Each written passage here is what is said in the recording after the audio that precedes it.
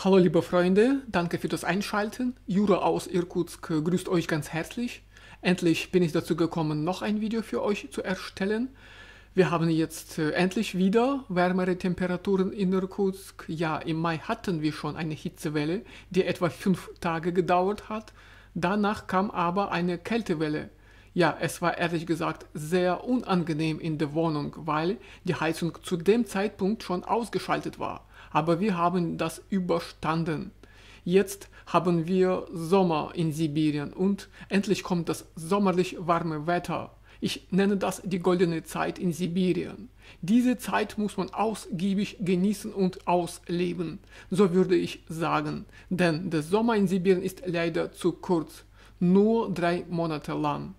Im September gibt es dann noch den Altweibersommer, aber das ist eine andere Geschichte, über die ich im September sprechen und zeigen werde. In diesem Video möchte ich eine Geschichte zur Auswanderung erzählen. Es geht um den Kauf einer russischen SIM-Karte. Eine Bekannte von mir aus Deutschland hält sich momentan in Irkutsk auf. Ich habe ihr dabei ein bisschen geholfen. Ich weiß nicht, ob ihr das wisst, aber man muss jetzt einige Hürden überwinden, um alle Papiere zusammenzubekommen. Erstens muss man eine SNILS bekommen. Dafür geht man zum MFC, Moi Dokumente, so heißt die Behörde, die Dokumente und Anträge bearbeitet. Eine SNILS zu bekommen dauert etwa 2 Wochen. Sie hat ihn noch nicht erhalten, meine Bekannte. Erst wenn die SNILS ausgestellt ist, muss man zur Bank gehen, zur Sberbank, die sich mit weiteren Papieren befasst, nämlich mit der Biometrie. Ja, die größte Bank Russlands bearbeitet die Biometrie der ausländischen Bürger. Mit der SNILS richtet man dann einen Account auf Gosuslugi ein. Erst danach kann man eine russische SIM-Karte kaufen. Diese SIM-Karte wird registriert und bestätigt. Das heißt, der Ausländer bleibt mindestens 2 Wochen ohne russische SIM-Karte, was ehrlich gesagt sehr unbequem ist. Daraus kann man schließen, dass man vor Ort einen Einheimischen kennen muss, der auf seinen Namen eine SIM-Karte kaufen kann, auch wenn es nur für kurze Zeit. Mindestens 2 bis 3 Wochen, solange alle Papiere bearbeitet werden. Ich habe für meine Bekannte auch eine SIM-Karte gekauft. Später, wenn sie alle Papiere fertig hat, wird sie selbst eine SIM-Karte auf ihren Namen kaufen und ich kann meine dann zurückgeben, wenn ich sie nicht mehr brauche. Laut dem neuen Gesetz darf ein Bürger Russlands maximal 10 SIM-Karten besitzen. Mehr geht nicht. So ist der Stand der Dinge heute. Noch einmal kurz zusammengefasst. Zuerst muss man die SNILS bekommen. Dafür geht man zum MFC, Moi Dokumente. Man wartet etwa 2 Wochen. Erst wenn die SNILS ausgestellt ist, dann geht man zur Sberbank. Dort gibt man die Biometrie ab, richtet den Account auf Gosuslugi ein und erst danach kauft man eine russische SIM-Karte. So sieht der Ablauf aus. Und das dauert im besten Fall 2 Wochen. Diese Geschichte wollte ich heute mit euch gerne teilen, liebe Freunde. Ich weiß, dass es auf meinem YouTube-Kanal Menschen gibt, die es mit der Auswanderung nach Russland ernst meinen. Und vermutlich ist diese Information für sie interessant. Ja, ich muss ehrlich sagen, Einwanderung in Russland ist nicht so einfach. Aber das ist überall so. In jedem Land ist für Ausländer nicht leicht einzuwandern. Zum Beispiel in Deutschland, der Schweiz und anderen Ländern Europas. Heutzutage muss man die Biometrie in jedem westlichen Land abgeben. Das ist Standard bei der Einwanderung. Ich schließe sogar nicht aus, dass ein ähnliches Verfahren auch in Afrika gilt.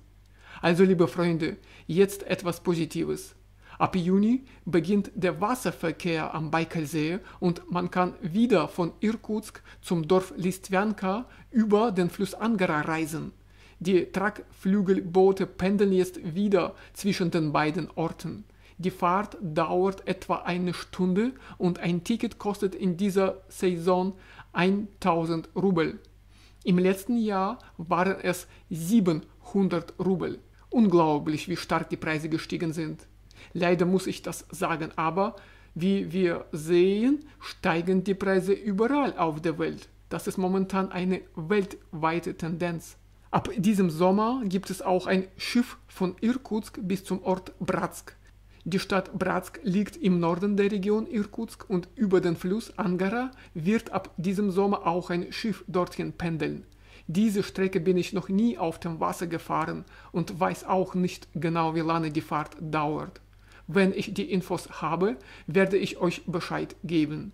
Also ich bin der Ansicht, dass die Touristen heutzutage keine russische SIM-Karte mehr brauchen.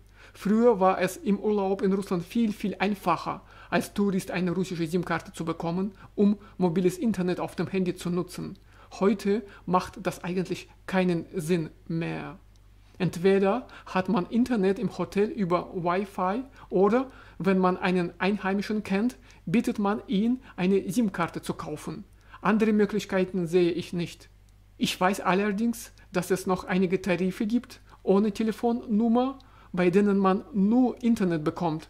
Aber dafür muss das Handy je SIM unterstützen. Ja, ich kenne solche Tarife. Da bekommt man nur Internet ohne Telefonieren, etwa 200 GB für 750 Rubel vom Anbieter Megafon. So viel kostet der Spaß. Mit so etwas kann ich vor Ort in Irkutsk weiterhelfen. Und dafür braucht man auch keinen Pass. Aber die Hauptvoraussetzung ist eben ein Handy, das je SIM unterstützt. Leider haben das nur wenige Leute.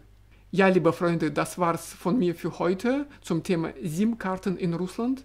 Über die Dokumente und die Beantragung der befristeten Aufenthaltsgenehmigung erzähle ich später oder ich bitte meine Bekannte selbst darüber zu berichten. Danke für das Anschauen dieses Videos. Ich wünsche euch alles Gute im Alltag und wir sehen uns bald wieder in einem neuen Video auf meinem YouTube-Kanal. Bis dann. Tschüss.